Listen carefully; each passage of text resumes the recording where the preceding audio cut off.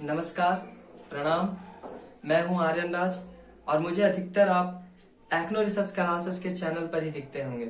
चाहे मैं पढ़ते हुए दिखूं, चाहे मैं वो लिखाते हुए दिखूं, चाहे मैं कोई टॉपिक को समझाने के लिए दिखूं, मैं दिखता जरूर होऊंगा। और मुझे पता है कि मेरे जितने भी यूजर्स हैं, जो भी सब्सक्राइबर्स हैं, वो जरूर मेरे से कुछ ना कुछ गेन करते होंगे। अ पार्ट ऑफ दिच हो सकता है कि कुछ लोग मेरे चैनल पे अब जो क्लास 9th में है, 10th में है, वही ना चैप्टर्स को कंप्लीट करेंगे, वही ना चैप्टर्स को पढ़ेंगे।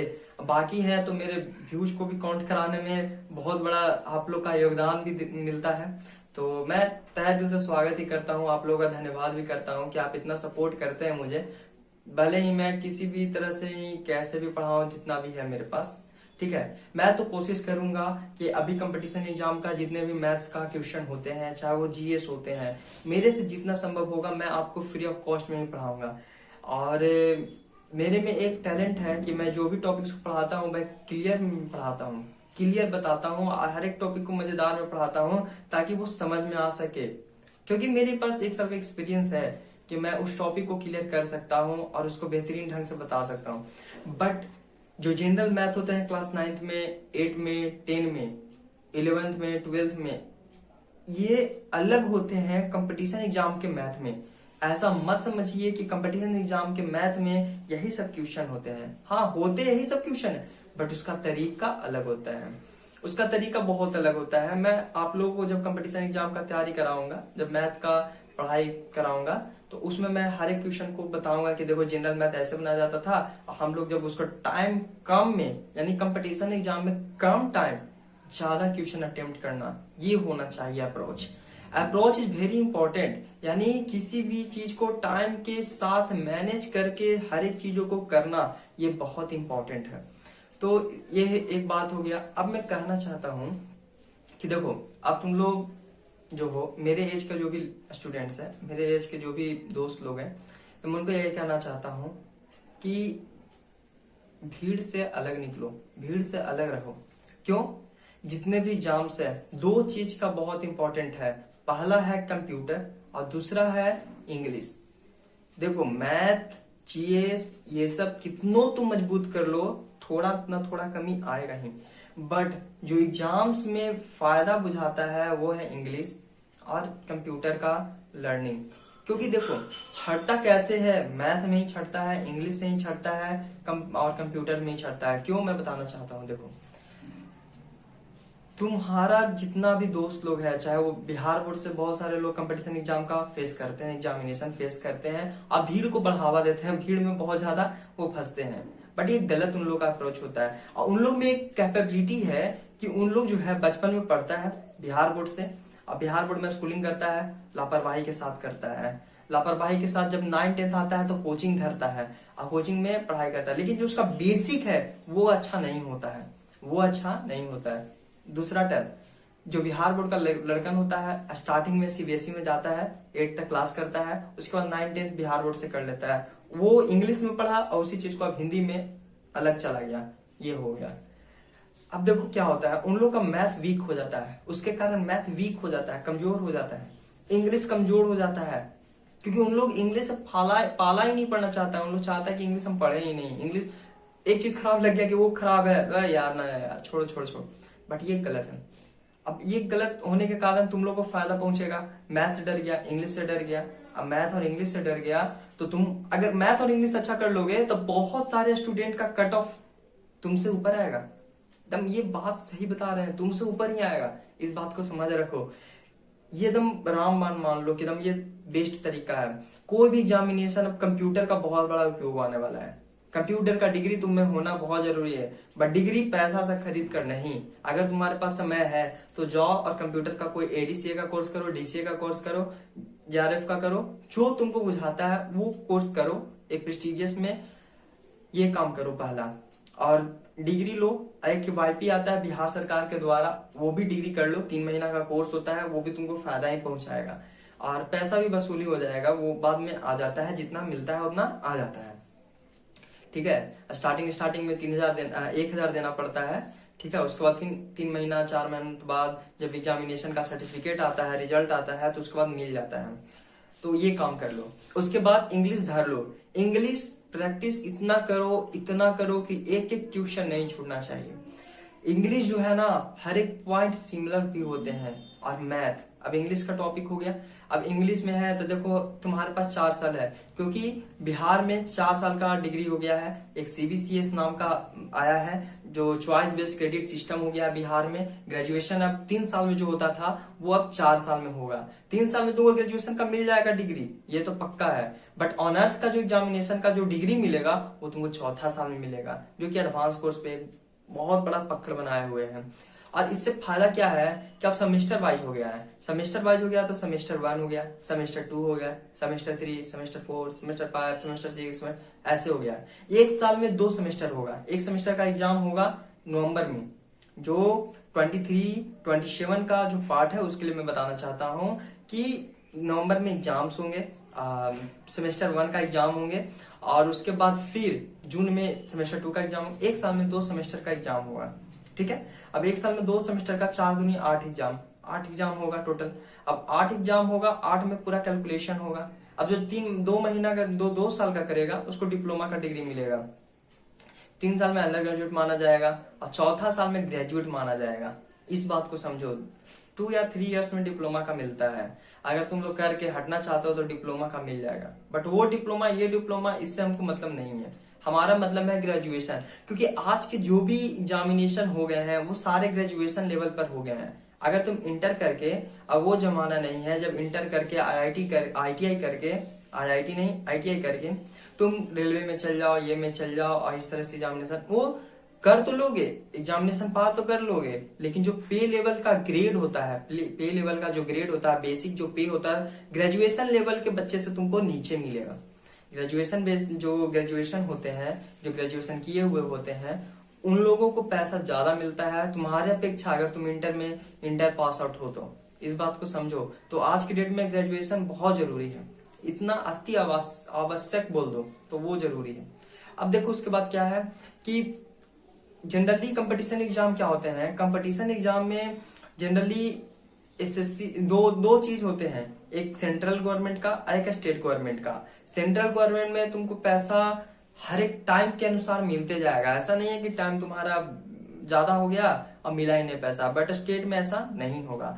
स्टेट में तुमको हो सकता है टाइम के अनुसार मिले या ना मिले, बट ये है कि तुम उसके अदर चीजों में बहुत ज्यादा पैसा कमा सकते हो अगर तुम उस अच्छे पोजीशन पर गए तो। लेकिन ईमानदारी हर एक इंसान में होनी चाहिए, ये तुम देखना बाद में, ठीक है। और बहुत सारे एग्जामिनेशन होते हैं सेंट्रल में, स्टेट में। सेंट्रल से जो फेमस एग्जाम है वो एसएससी सीजीएल है, ठीक है। उसमें बहुत सारे आते हैं, एसएससी सीजीएल, सीडीपीओ आते हैं, सीपीओ आते हैं, स्टेनोग्राफर का एग्जाम होता है, एमटीएस का एग्जाम होता है, बहुत सारे एग्जाम होते हैं। बिहार में बीएसएससी होता है, बिहार स्टाफ सिलेक्शन कमीशन होता है, बीपीएससी होता है, दरोगा का एग्जाम होता है, सिपाही भर्ती का एग्जाम होता है, आर्मी का एग्जाम होता है। ये सब सेंट्रल में एग्जाम है आर्मी का। और बिहार पुलिस का भी एग्जाम होता है। तो ये सब बहुत सारे एग्जामिनेशन है। और राजभवन में भी बहुत सारे जो पोस्ट होते हैं, जो प्रेस्टिजियस पोस्ट होते हैं, वो सब का भी एग्जामिनेशन होता है। और हर एक एग्जाम में आज के 2 साल 3 साल बाद इंग्लिश का बहुत बड़ा योगदान होगा, बहुत बड़ा योगदान होगा।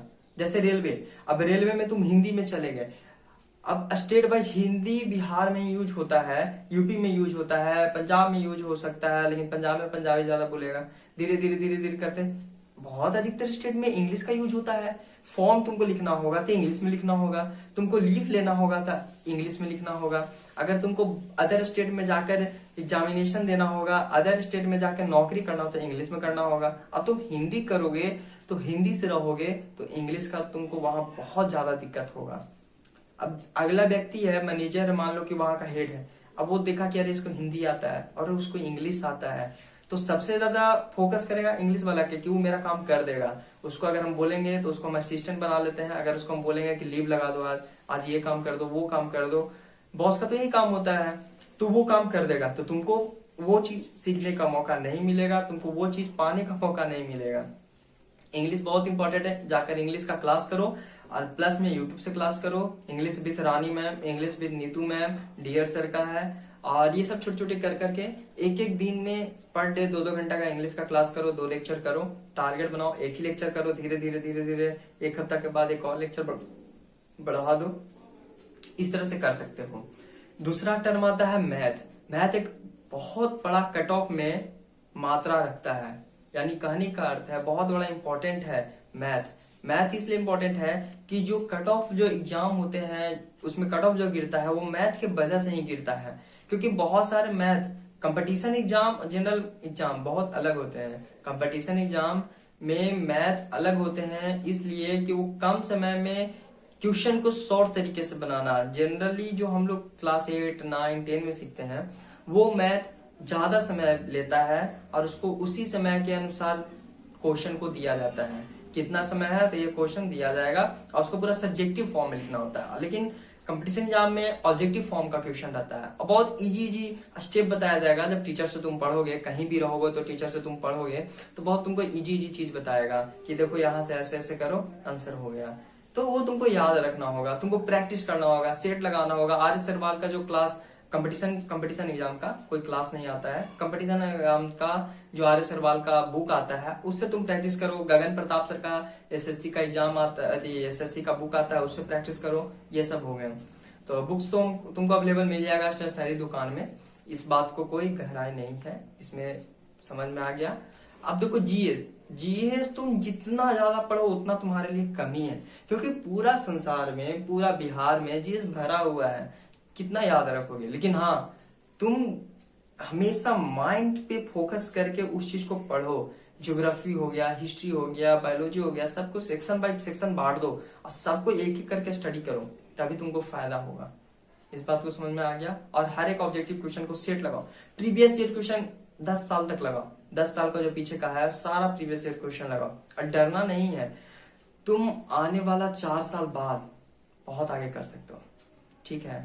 तो कंपटीशन एग्जाम अगर तुमको देना है आगे की ओर तो तुमको ये सब पे फोकस बहुत जरूरी है।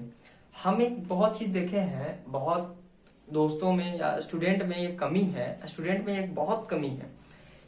हमको देना है एसएससी का एग्जाम और हमको सिलेबस ही नहीं पता है, तो ये बहुत बड़ा तुम्हारे लिए घातक साबित हो सकता है। सिलेबस नहीं पता होने के कारण तुम हवा में करोगे काम, हवा में नहीं ना करोगे। तुमको पता होना चाहिए ना कि अगला कितना मजबूत है, अगला को कैसे हराना है, अगला को कैसे डिफेंड करना है। तो वो तुम कर सकते हो सिलेबस जान के, वो तुम कर सकते हो सिलेबस जान के। और सिलेबस बिना जाने हुए कोई काम नहीं हो सकता है। सिलेबस को जानो, पढ़ो। मैं तो कहता हूँ कि अभी 1 साल एसएससी सीजीएल का तैयारी करो कहीं भी कोचिंग से, उसके बाद बीपीएससी का 1 से 1.5 साल कोशिश करो। 1 से 1.5 साल, 2 साल पढ़ाई करो। तुम कोशिश नहीं, 1.5 साल 2 साल पढ़ो। क्यों? बीपीएससी में तुमको फायदा देगा एसएससी सीजीएल का पढ़ाई, और तुमको वही चीज बीपीएससी में भी आएगा। बहुत सारा टर्म बीपीएससी में भी आता है। बीपीएससी में कर लोगे, उसके बाद तुमको और अदर एग्जाम देना है, 2 साल 1 साल बच जाएगा। उसके बाद प्रैक्टिस मारते रहो, सेट मारते रहो। अगला चौथा साल में तुम एग्जाम निकालते हुए दिखोगे और तुमको पक्का है कि तुमको कहीं ना कहीं नौकरी जरूर होगा। और उस दिन बोलोगे कि हाँ, जो आपने बताया वो सही मेरे साबित हुआ। तुम्हारा फोकस जीडी, एमटीएस ये सब पे नहीं होना चाहिए। तुम्हारा फोकस सीजीएल पर होना चाहिए, तुम्हारा फोकस बीपीएससी पर होना चाहिए, बड़ा बड़ा एग्जामिनेशन पर होना चाहिए। तुम बड़ा जब करोगे ना तो छोटा छोटा मछली अपने आप उसमें आ जाएंगे, क्योंकि शेर जो है ना अकेला रहता है लेकिन उसके पीछे हजारों हैं, ठीक है। इस बात को समझो। अगर तुम बड़ा चीज तैयारी करोगे ना तो छोटा चीज अपने आप मेकअप हो जाएगा। और छोटा ही पहले, अगर तुम पहले ही बड़ा तैयारी करोगे तो वो छोटा चीज तुमको मालूम ही नहीं होगा, छोटा चीज से तुमको पहचान ही नहीं होगा। यानी बड़ा एग्जामिनेशन को तैयारी करने के लिए पहले divided and section rule follow करो। यानी कहने का अर्थ उससे नीचे नीचे का एसएससी है उसका एग्जामिनेशन का पूरा पैटर्न, पूरा ये पढ़ लो। और पढ़ने के बाद उसके बाद बीपीएससी का तैयारी करो, तुमको बहुत फायदा मिलेगा एसएससी सीजीएल का पढ़ाई से ज्यादा ये फायदा मिलेगा। उसके बाद तुम बीपीएससी का तैयारी करो, 1 साल 2 साल मेहनत करो और चौथा साल में अपियरिंग एग्जाम में तुम जरूर निकालोगे। इस बात को समझो। तो ये चीज है, मैं बहुत सारा चीज बताते रहूंगा। कंपटीशन का तैयारी, मैथ, जीएस जितना होगा अब मैं करूंगा, ठीक है। और इससे मेरा भी, मैं क्यों कर रहा हूँ इस बात को सुनो। मैं इसलिए कर रहा हूँ कि मैं जो पढ़ूंगा क्लासेस से, कोचिंग से, मैं उसको पूरा डीप एंड सिस्टमेटिक स्टडी करूंगा। और उसके बाद मैं कंक्लूजन निकालूंगा, उसके बाद मैं तुमको पढ़ाऊंगा, तुमसे क्वेश्चन को सेट करवाऊंगा। यानी क्वेश्चन को सेट नहीं कराऊंगा, मतलब कहने का अर्थ बहुत सारा क्वेश्चन को प्रैक्टिस कराऊंगा जिससे तुम्ही को फायदा होगा। इतना क्वेश्चन हम लोग प्रैक्टिस करेंगे, यानी मेरे साथ साथ तुम भी आगे बढ़ोगे। अगर मैं आगे बढ़ रहा हूं तो तुम भी एक कदम आगे रहोगे, इस बात को तुम ध्यान रखना। और तुम जरूर कर सकते हो, मेरे साथ चलना दम। और अगर चैनल को सब्सक्राइब नहीं किया है तो चैनल को सब्सक्राइब करो, शेयर करो, और आज से ही और अभी से ही लग जाओ, मेहनत करने के लिए एकदम लग जाओ। जरूरी है मेहनत करना, हर एक जीएस पार्ट, हर एक हिस्ट्री का, ज्योग्राफी का, इकोनॉमिक्स का। और सबसे बड़ी बात बताता हूँ, एनसीईआरटी का 6 से लेकर 10 तक या 12 तक पढ़ना स्टार्ट कर लो। बीपीएससी में तुमको बहुत फायदा देगा, बहुत फायदा देगा बीपीएससी में, तो तैयारी करना शुरू कर दो। जो क्लास 6 से 10 तक जो भी एसएसटी है, साइंस के पार्ट है, वो सब पढ़ना शुरू कर दो। हर एक का कॉपी बनाओ, पॉइंट बनाओ, कॉपी बनाओ, पॉइंट बनाओ, और खाली प्रैक्टिस करो, बहुत फायदा होगा। और चैनल को सब्सक्राइब नहीं किया तो सब्सक्राइब करो, शेयर करो, लाइक करो। और इतना ही बोलना चाहूंगा। और मेहनत छोड़ना नहीं, मेहनत तुम करेगा ना, तुम्हारा परिवार में बहुत आगे हो जाएगा, परिवार बहुत आगे हो जाएगा। तुम ही हो जो परिवार का एक रिप्रेजेंटेटिव हो, ठीक है। अब तुम आगे बढ़ा तो परिवार भी आगे बढ़ जाएगा। उस घर को बहुत बढ़ावा मिलता है जब पता चलता है कि अरे वो जो है ना फलना, वो इस एग्जाम में पास दिया, एग्जाम दिया, तुरंत निकल गया। तब समझ में आता है कि लड़का जो है ना यहाँ से है, यहाँ से नहीं है, यानी पागल नहीं है, यहाँ से पूरा पढ़ने में तेज है। और जो लफू मतलब बातचीत करना, इधर उधर टाइम पास करना, टाइम पास मत करना, बहुत जरूरी है। टाइम पास हटाओ, पढ़ाई पर फोकस हो जाओ। और तुम कर सकता है, हम जानते हैं कि तुम कर लोगे। तो इसी बात से मैं अपने वाणी को विराम कर देता हूँ। और कुछ भी अगर अच्छा लगा हो तो चैनल को लाइक कर देना, सब्सक्राइब कर देना, और शेयर भी जरूर करना।